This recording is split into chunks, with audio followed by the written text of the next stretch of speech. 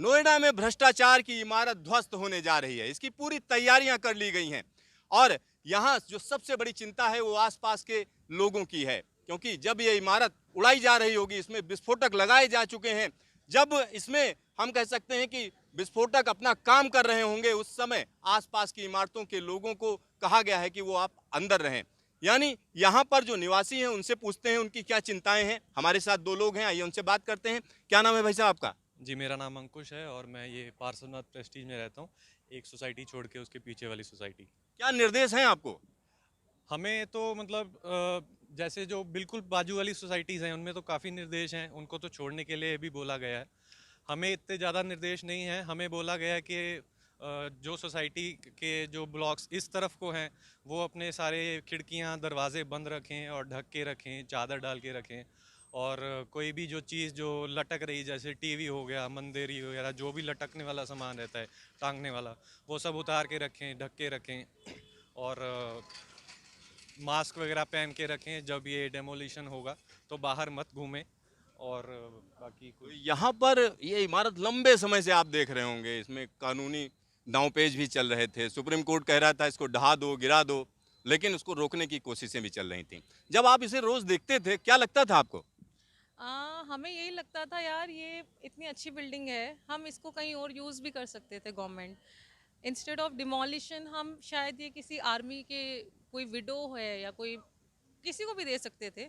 इतना बड़ा इंफ्रास्ट्रक्चर गिराने में आसपास लोगों को इतना इशू आएगा, कितने लोगों के घर के अरमान फंसे हुए हैं, इतने लोगों की जमा पूंजी अभी तक किसी को मिला नहीं है एज़ पर द रिपोर्ट्स। तो ये इश्यूज तो हैं ही हैं, प्लस ये भी है कि आसपास दिखता था ये बिल्डिंग। हमारा जो घर है वो एटीएस के एकदम बगल में है और हमारे को ये हमारे घर से पूरे दिन मतलब हम we can see this building. और हमारे को ये निर्देश जैसे ही पता लगे कि हम ये सब विटनेस करेंगे तो एक अजीब सी मन में, आपको कैसे बताऊँ, एक अजीब सी अजीब सी फीलिंग, अजीब सी घबराहट। हाँ, के क्योंकि ये गिरने हमारा वाली रोज है का रास्ता बम है से। और ये इतनी बड़ी बिल्डिंग हमारे सामने गिरेगी तो काफ़ी बुरा लग रहा है। तो और यहाँ पर आप सोचिए, बुरा भी लग रहा है क्योंकि ये इमारत रोज देखते हुए आए हैं। अंकुश जी, क्या कहेंगे? इस तरीके की जो भ्रष्टाचार की इमारत नीचे ढहेगी तो कहीं ना कहीं मैसेज जाएगा ना कोई। हाँ, देखिए जो आने वाले जो जैसे कुछ प्रोजेक्ट बनेंगे तो वो लोग इससे बिल्कुल ध्यान रखेंगे कि इलीगल ना हो जो भी होगा अभी कंस्ट्रक्शन वगैरह। तो उनके लिए ही ये संदेश है, इसीलिए गवर्नमेंट इस पे अडिग है कि ये गिरा के ही रहेंगे। क्योंकि इसकी डेट आगे एक्सटेंड भी हुई है एक दो बार, परंतु गवर्नमेंट अपने जो है डिसीजन पे वो अटल है कि हम मतलब इसको गिराना ही होगा, तभी जो है कि आगे वाले जो इलीगल जो कंस्ट्रक्शन होगी उस पे बैन लगाया जा सके।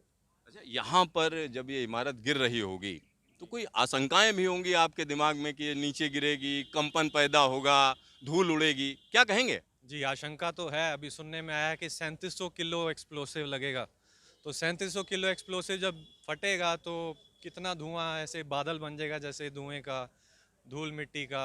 गिरेगी, गिरते में आधे मिनट के आसपास का बोल रहे हैं कि टाइम लगेगा। तो मतलब देखने का मन भी कर रहा है और नहीं भी कर रहा है कि दूर से देखें। तो वही है, प्रश्न तो हैं दिमाग में। आप समझिए कि 100 सेकंड के यानी 1 सेकंड के 100वें हिस्से के अंदर विस्फोट होंगे और लगातार विस्फोट होंगे, क्योंकि इसमें जगह जगह हर एक कॉलम पर विस्फोटक लगाए गए हैं। और एक और चीज़ मैं आपको यहाँ पर बता दूं कि बड़ी देखरेख के साथ हम अगर देखें तो सीबीआरआई भी इसमें इन्वॉल्व है, तमाम इंजीनियर इन्वॉल्व हैं और ऐसे लोग हैं जिनको ऐसा काम करने का पहले से अनुभव है, वो लोग ये काम कर रहे हैं। लेकिन यहाँ पर आप पास में देखिए, पास में एटीएस है, दूसरी तरफ अगर हम देखें तो दूसरी इमारत भी बिल्कुल लगी हुई है, यानी दोनों आसपास हैं।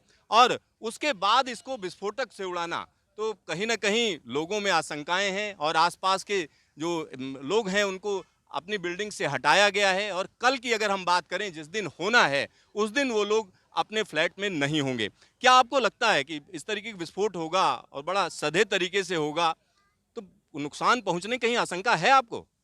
हाँ बिल्कुल, नुकसान तो बहुत होगा। हमारी सोसाइटी में ही बोला गया है कि जितनी भी एटीएस बिल्डिंग की जो भी व्हीकल्स हैं वो हमारी सोसाइटी में पार्क हो रही हैं।